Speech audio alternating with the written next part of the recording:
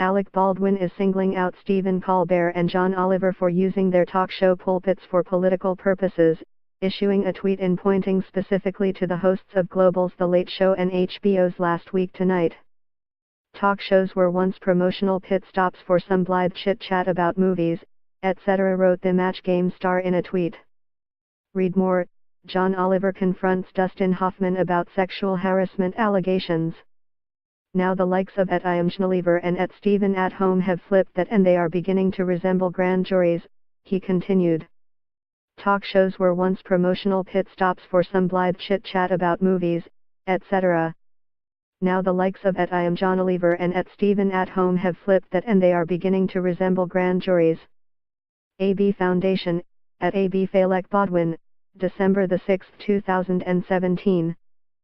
While Baldwin's statement doesn't make clear whether he's praising the hosts for elevating talk shows into more substantive political discussions or taking them to task for rendering a form of televised judgment, there's an argument to be made that it's the latter.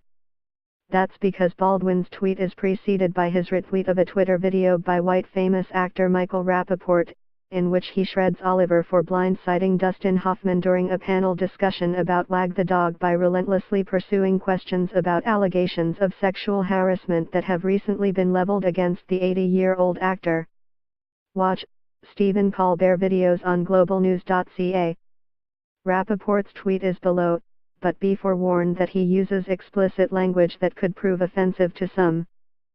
Since John Oliver had to ask Mr. Hoffman those questions about alleged sexual harassment, why didn't he ask Mr. Hoffman face-to-face backstage before the Tribeca event? Why did he wait to get on stage and ask? Was he doing this for the gram? For merit points, number john.oliver.twitter.com/FUKSCXQH9M. Michael Rappaport, @Michael Rappaport, December 6, 2017. Baldwin was quickly slammed on Twitter by those who disagreed with the argument, which he didn't necessarily make, that talk shows are becoming too political. However, Baldwin later made it very clear that his vague statement was intentional when he replied to a Twitter user who sarcastically wrote, "Oh, to return to the glory days where charming tales of rampant misogyny could be told to an adoring audience while smoking a cigarette and drinking a cocktail." Watch, Welcome to Hell, SNL's female cast members take on sexual harassment with music video. To which Baldwin replied, "Notice, if you will, that I don't express a preference. If I could bottle the sanctimony here." The Twitter exchange continued. "Beg to differ," wrote the Twitter user.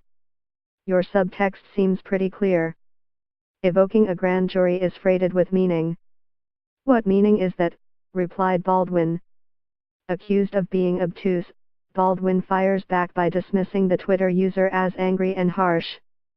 "What meaning is that?" AB Foundation, @AB Alec Baldwin, December 6, 2017. "Okay, you seem angry harsh, so." AB Foundation, @AB Alec Baldwin, December 6, 2017.